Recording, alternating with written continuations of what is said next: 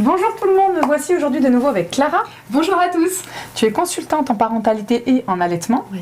Aujourd'hui on va parler des ateliers ados. Qu'est-ce que tu voudrais nous en dire? Alors les ateliers qui sont dédiés pour les ados dans l'approche Faber et Maslich, on peut en trouver partout en France et je vais vous parler aujourd'hui précisément des ateliers qui sont organisés dans Paris, dans la boutique Holist et animés par une animatrice, Genoveva Desplat. Ces ateliers, ils arrivent à point nommé quand parfois on est parent d'ado et on se dit voilà, je rencontre des difficultés à communiquer avec mon enfant, je sens qu'il a besoin d'autonomie et en même temps je suis inquiète sur certaines choses. Comment on peut essayer de trouver des compromis, comment on peut essayer d'avoir une communication qui soit respectueuse à la fois pour mon enfant et à la fois pour moi. Et donc vraiment, au cours de cette rencontre où on se revoit en tant que parent, on va essayer de voir différents outils qui permettent de remettre la confiance au goût du jour dans la relation avec son enfant. Ok, bon, c'est génial parce que c'est vrai que l'adolescence est une des périodes les plus complexes du développement de la personne.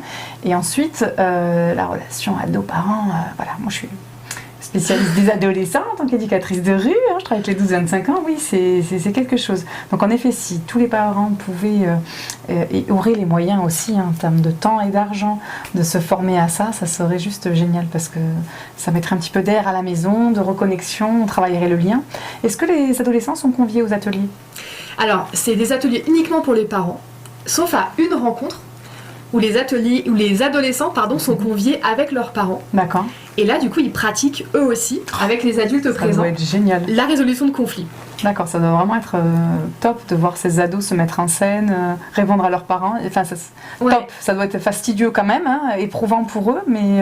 Ce qui est hyper chouette en fait, c'est que le fait d'être avec d'autres adultes, qui sont pas forcément leurs parents à eux, permet vraiment de faire baisser la charge émotionnelle et de se rendre compte, de part et d'autre, qu'on est capable de trouver des solutions ensemble, qu'on est capable de communiquer et de s'entendre.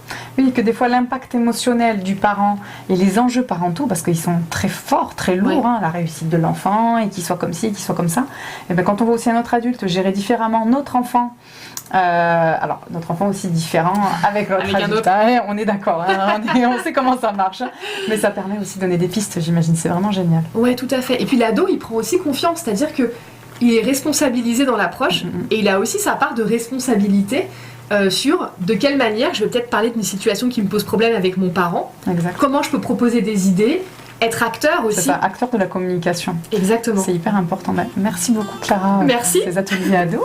Merci à vous de nous avoir écoutés et puis on vous invite à aller découvrir tout ça. Merci, au revoir.